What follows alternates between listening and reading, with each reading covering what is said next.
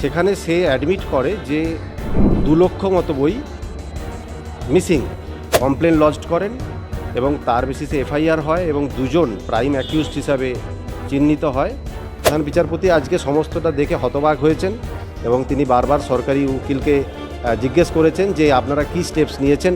2022 সালের উত্তর দিনাজপুরের ইসলামপুরের একটি স্কুলে এসআই অফিস থেকে প্রায় 2 লক্ষ পাঠ্য বই চুরির অভিযোগ ওঠে এবং তারপরে বিষয়টি পুলিশের তদন্ত করছিল, কিন্তু সেই পুলিশের তদন্ত ঠিক মতন করছিল না বলে হাইকোর্টে দ্বারস্থ হয়ে এই বিষয়টি জনস্বার্থ মামলা করা হয়। কিন্তু মামলাকারীরা চাইছিল এই বিষয়টি সিবিআই তদন্ত হোক।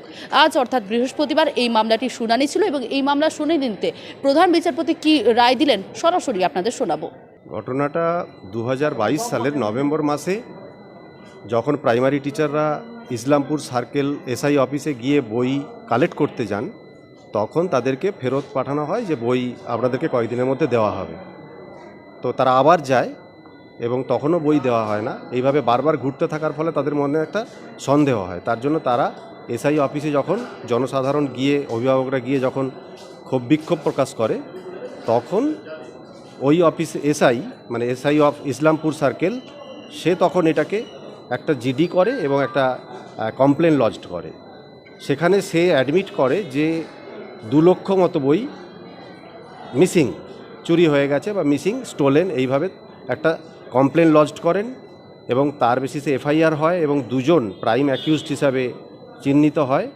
একজন হচ্ছে ডেলি ওয়েজেস ক্যাজুয়াল ওয়ার্কার যে গোডাউনের দায়িত্বে থাকে এবং আরেকজন অফিস স্টাফ। এই দুজনকে তারা অ্যাকিউজড করে, তাদেরকে অ্যারেস্ট করে এবং তারা 15 দিনের মধ্যে বেল পেয়ে যায়।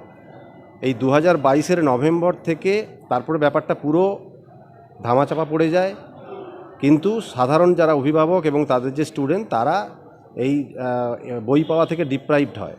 তার ফলে তারা এর পরবর্তীতে যখন দেখে যে পুরো বিষয়টাই আর কোনো মুভ করছে না, তখন তারা বিভিন্ন দপ্তরে তাদের কমপ্লেন, মাস পিটিশন এগুলো দাখিল করে। তারপরে তারা আমার কাছে আসে এবং যোগাযোগ করে। তারা এফআইআরের কপি, কমপ্লেনের কপি এগুলো আমাকে দেখায়। তার ভিত্তিতে মনে হয়েছিল যে এটা একটা বড় কনস্পিরেসি এবং ওরাও এবং প্রধান বিচারপতি আজকে সমস্তটা দেখে হতবাক হয়েছেন এবং তিনি বারবার সরকারি উকিলকে জিজ্ঞেস করেছেন যে আপনারা কী স্টেপস নিয়েছেন এবং এই দুজন যাদের বিরুদ্ধে স্টেপস নেওয়া হয়েছে বলছেন তাদেরকে তো স্কেপগোট করা হয়েছে, কারণ তাদের পক্ষে এই হিউজ নাম্বার অফ বুকস, 2 লক্ষ বই, এটা চুরি করা সম্ভব না।